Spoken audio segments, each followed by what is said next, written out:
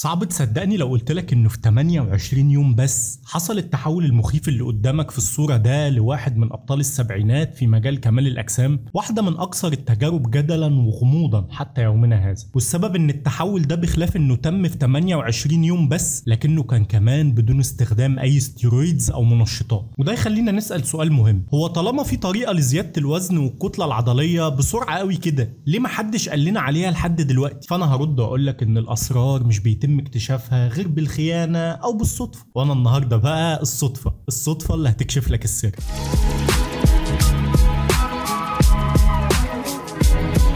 الحكاية بتبدأ سنة 1973، وهي السنة اللي حدثت فيها التجربة دي باشتراك كيسي فييتور كمشترك أول في التجربة، وأرثر جونز كمشترك تاني وصاحب فكرة التجربة والعقل المدبر وراء الحدوتة دي كلها. ويمكن الشخص التاني ده هو محور حلقتنا النهاردة على عكس المتوقع. بس قبل ما أقولك اللي حصل في التجربة وإزاي كيسي فييتور قدر يكتسب 63 باوند من العضلات في 28 يوم بس، خلينا نرجع بالزمن شوية لورا، وتحديدا سنة 71 عشان نتعرف أكتر على بطل التجربة دي، أو بمعنى أدق الوجه الإعلامي للتجربة، وهو كيسي فييتور.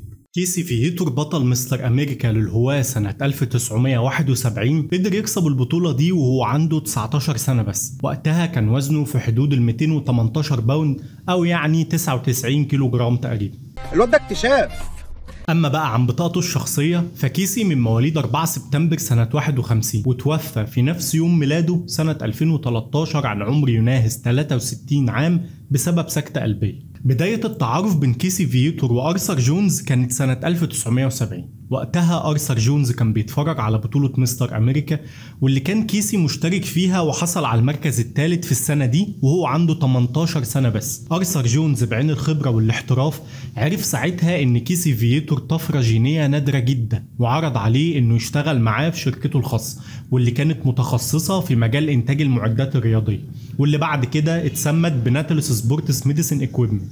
ومن بعد سنة 70 كيسي بيتمرن لمدة 10 شهور تحت إشراف أرثر جونز عشان يظهر في سنة 71 ويكتسح نفس البطولة ويفوز باللقب وهو عمره 19 سنة بس، ويتم تتويجه وقتها كأصغر بطل يفوز بالبطولة دي. ومن بعدها بقى بيستمر كيسي في عالم كمال الأجسام والبطولات من ناحية، ومن الناحية التانية هو مستمر في وظيفته في الشركة بتاعت أرثر جونز. وعلى الرغم من إن أرثر جونز كان مدرب شاطر قوي ومسوق محترف، إلا إن حتى كونه مدرب لأصغر لعيب فايز ببطولة مستر أمريكا ما حققلوش المبيعات اللي كان بيتمناها لشركته.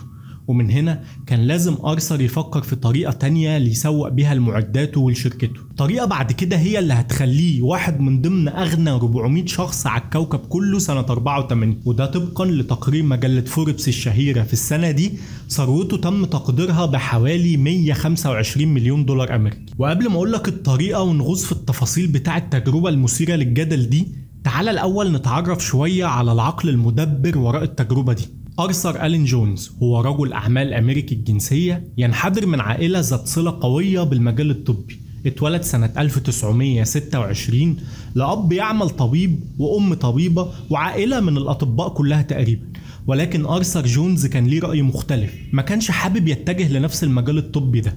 عايز تطلع دكتور وتفضحنا يا محي. أرثر جونز كمان ما كانش مؤمن بحاجة اسمها التخصص في المجالات، وكان بيعتقد ان الانسان لازم يبقى فاهم في كل حاجة واي حاجة. وده بسبب تأثره بمقولة شهيرة لشخص كان اسمه روبرت هنلين، كان مؤلف قصص خيال علمي. روبرت هنلين ده بقى يا سيدي كان بيقول في المقولة الشهيرة بتاعته واللي أثرت في أرثر جونز جدا، ان التخصص للحشرات وبس، وان الانسان لازم يكون فاهم في كل حاجة، على أساس يعني إن في مملكة الحشرات أو النمل في وظيفة محددة ومخصصة لكل فرد من أفراد المستعمرة. أنت كافر ولا ملحد بدينك ولا حكايتك إيه بالظبط؟ ويمكن المقولة دي على قد ما هي غريبة، ولكنها بتلخص عقلية ومعتقدات أرثر جونز في الحياة عموما. يفتح شركة معدات رياضية، يشتغل مدرب، ينتج أفلام سينمائية، يمتلك حاجات غريبة وهوايات أغرب. أرثر جونز كان معروف بهواياته الغريبة في السفر واقتناء الحيوانات البرية العملاقة زي التماسيح والأفيال والغوريلا. وبعيدا بقى عن هواياته الغريبة وحياته الأغرب، إلا إن الراجل ده في سنة 73 توصل لأذكى خطة تسويقية خلت مبيعات شركته في حتة تانية خالص، وعمل أكبر نصبايا في عالم كمال الأجسام كله لحد دلوقتي. أرثر كان عارف إن مفيش حد هيثق 100% في بياع أو في المنتج اللي بيبيعه حتى ولو مقتنع بكلامه، خصوصا مع ارتفاع سعر المنتج المباع بتاع شركته مقارنة بالمنافسين. ولكنه برضه كان عارف ومتأكد ان نفس الشخص ده لو سمع نصيحة او ترشيح لحاجة معينة من دكتور او عالم او بناء على دراسة علمية، فكده فرص شرائه للمنتج ده بقت اعلى بكتير جدا.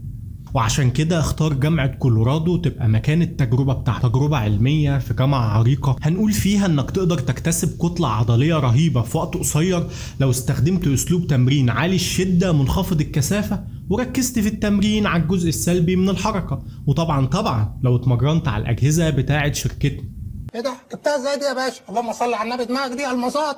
والتجربة بدأت في يوم 1 مايو 1973 واستمرت لحد يوم 29 مايو من نفس السنة، يعني 28 يوم فقط. كل الحدوتة دي بقى كانت تحت إشراف طبي من رئيس معامل فسيولوجيا التمارين بجامعة كولورادو، وهو الدكتور إليوت بليس. تشرب شاي بالياسمين؟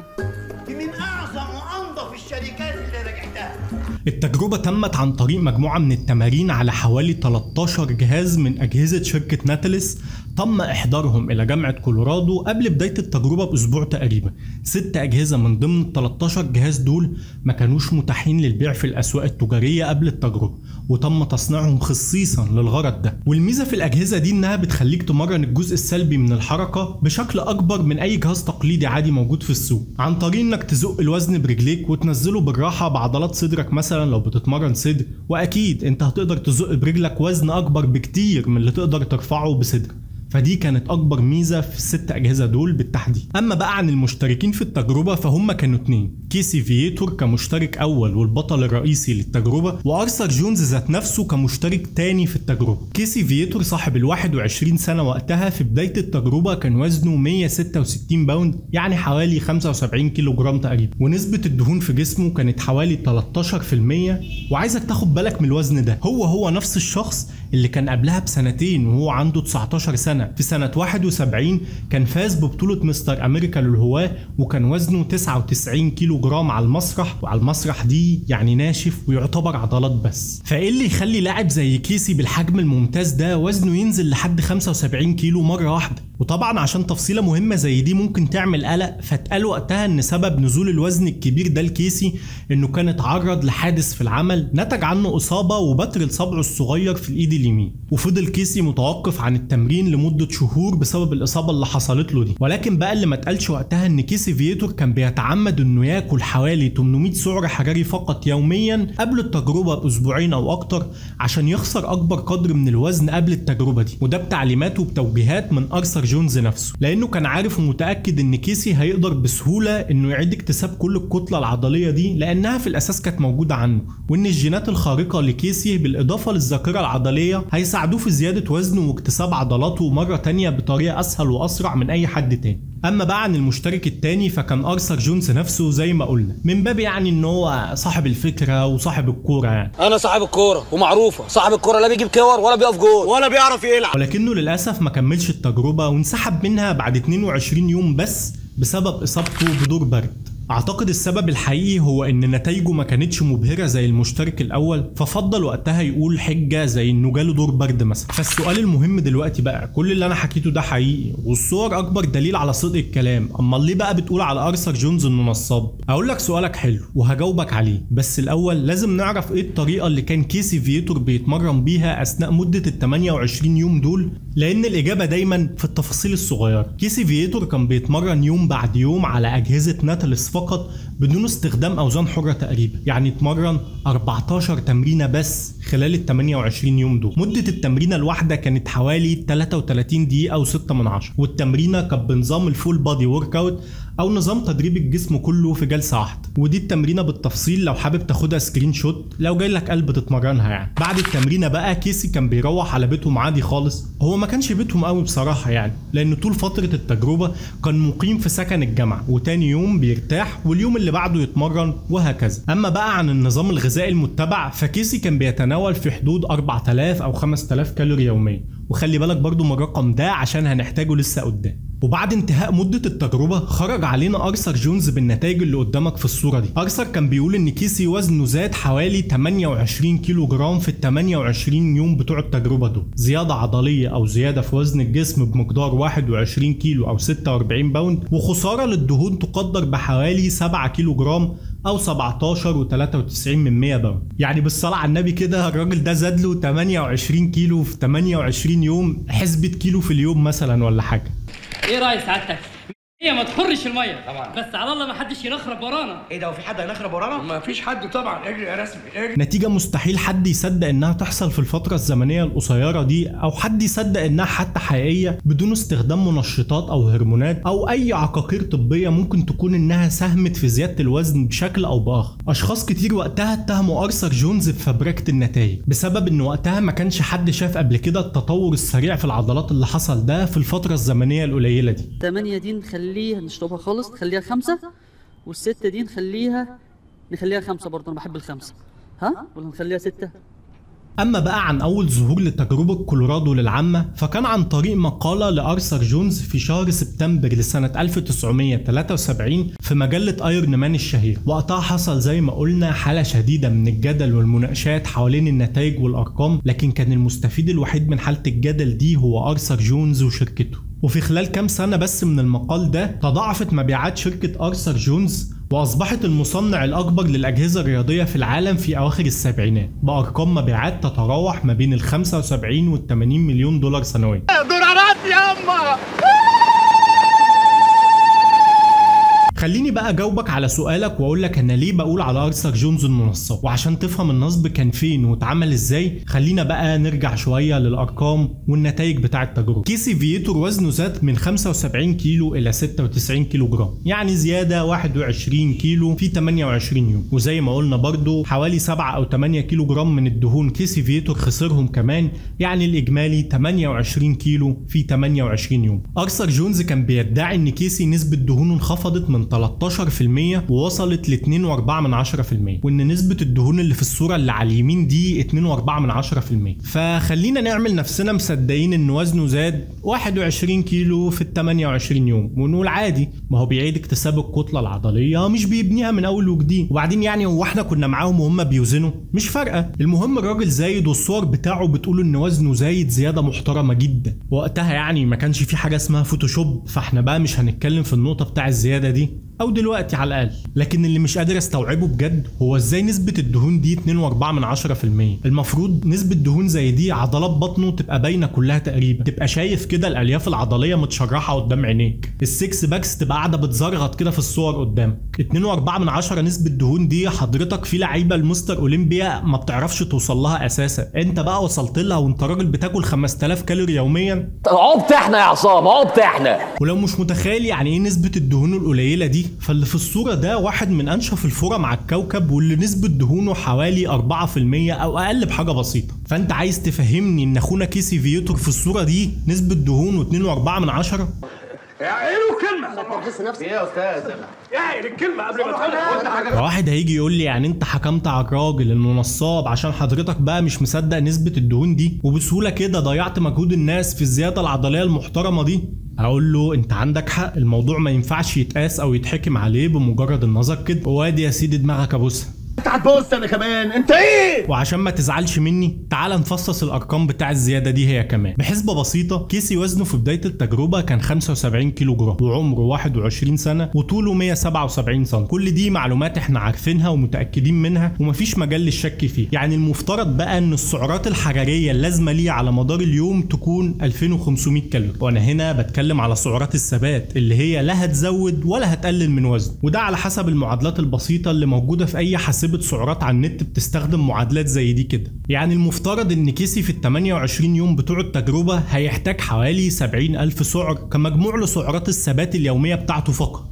اتقال كمان في التجربة ان كيسي اكتسب 46 باوند من العضلات، يعني 21 كيلو زي ما قلنا. ومعروف لو سألت جوجل ان كل باوند من العضلات عشان يتم اكتسابه محتاجين حوالي من 2500 ل 2800 كالوري زيادة فوق سعرات الثبات. فلما نضرب الرقم ده في عدد الباوندات اللي كيسي اكتسبها طبعا بالاضافة لمجموع سعرات الثبات بتاعته، لو جمعنا بقى رقمين على بعض هنلاقي ان المفروض كيسي يكون تناول خلال فترة التجربة 185 ألف كالوري عشان يكتسب ال 46 باوند من العضلات اللي اتقال عليهم في نتائج التجربة. تقول لي حلو، اقول لك لا مش حلو، لاننا لو قسمنا ال 185 ألف كالوري على ال 28 يوم هتلاقي الناتج 6600 كالوري. يعني عشان كيسي يكتسب ال 46 باوند او ال 21 كيلو اللي اتقال عليهم في خلال ال 28 يوم دول لازم الدايت بتاعه يكون اقل واجب 6500 كالوري. فانت ازاي بتقول لي ان هو كان بيتناول من 4000 ل 5000 كالوري يوميا؟ فكده في حاجه غلط بقى في الحدوته دي. يا اما في كذب بخصوص عدد السعرات الحراريه او الدايت المتبع في التجربه دي، يا اما في كذب بخصوص الوزن او العضلات اللي تم اكتسابها، وفي الحالتين هم نصابين. التجربه دي لو حقيقيه ليه بعد ازيد من 50 سنه مفيش حد قدر يكرر النتائج بتاعتها دي مره تانية؟ رغم اننا في عالم بناء العضلات معظمنا عنده استعداد يجرب اي طريقه او اي طريق مختصر عشان عضلاته تكبر ولو سنتي واحد، وخصوصا بقى لو الطريق ده امان وما فيهوش اضرار المنشطات زي ما هم كانوا بيقولوا.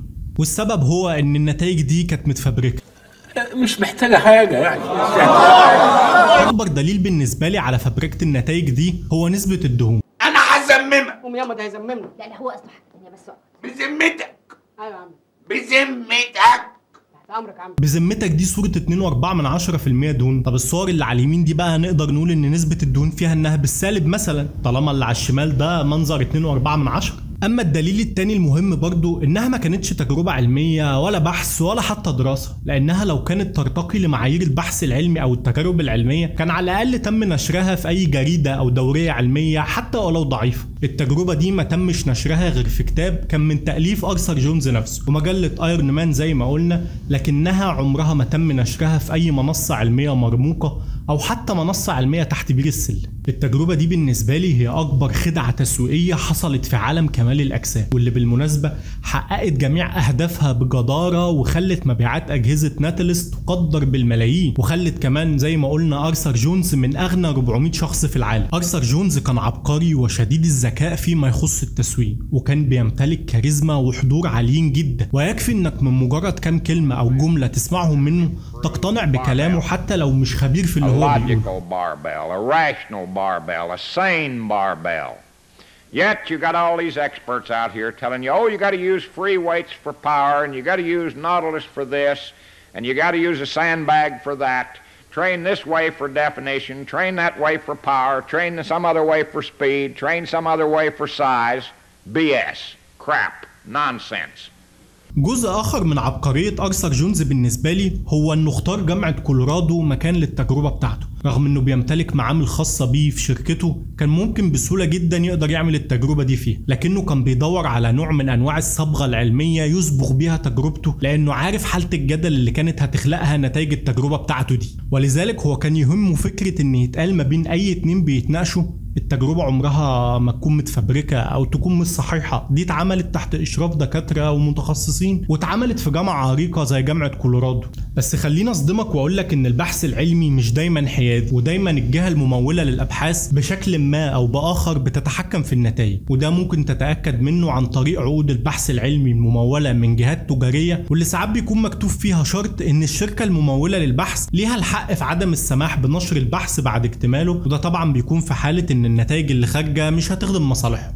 فارثر جونز كان عارف هو بيعمل ايه كويس جدا، بدايه من اختياره لكيسي فييتور عشان يخليه فار التجارب الخاص بيه، مرورا باختياره لجامعه كولورادو، والى نهايه القصه. احد اشهر الاتهامات اللي توجهت لارثر جونز انه كان بيسمح لكيسي فييتور بتعاطي المنشطات اثناء فتره التجربه، وكان رد ارثر جونز وقتها لا البيت ده طاهر وهيفضل طول عمره طاهر. كان رد ارثر جونز وقتها يا جماعه انا طول عمري راجل شريف، انا طول عمري ضد المنشطات، انا شايف ان المنشطات دي ملهاش لازمه وان الانسان عادي يعمل عضلات من غيرها. وقال كمان انه عشان يتاكد ان كيسي فييتور ما كانش بيستغفله او بياخد منشطات من ورا ظهره، انه كان مكلف شخص اسمه توم هوت بمراقبه كيسي على مدار ال 24 ساعه، بل انه كمان كان بيخليه يبات معاه في نفس السكن في الجامعه. في فرستك، في نومك، في حلمك هتلاقيني ناطط في بنطلونك. طب والنبي كده يا حاج ارثر بقى معلش يعني قول لنا مين توم هود ده كده. خلينا انا اقول لك مين توم هود ده. توم هود هو يبقى شقيق واحد تاني اسمه كيم هود، وكيم هود يبقى شريك ارثر جونز في شركه ناتولس، وواحد من اكبر الموزعين للشركه دي في الغرب الامريكي كله. فيعني كده بقى مين ليه مصلحه ان يقولوا ان تم استخدام منشطات في التجربه دي؟ انا هسيب لك الاجابه. وانا يعني برضو ما كنتش من بقيه عيلتهم عشان اعرف مين اخو مين ولا مين شريك مين. ده كلام واحد اسمه دكتور لينجتون داردين، واحد من اهم الموظفين في شركه ناتولس ورئيس قسم البحث العلمي في الشركه دي، واللي اشتغل فيها لمده 20 سنه تقريبا. وهو اللي كتب الكلام ده عن علاقه توم هود واخوه كيم هود بارثر جونز في فصل من احد الكتب من تاليفه صدر سنه 2010 بعنوان تجربه كولورادو بعد 37 سنه ما بين الحقيقه والخيال. فيعني هو الحقيقه الوحيده ان حضرتك راجل نصاب انت واللي كنت شغال معاهم، والخيال الوحيد انك مصدق نفسك في الهري ده كله. يا راجل بلا كدب بقى بوشك، ده كداب كدب الابل.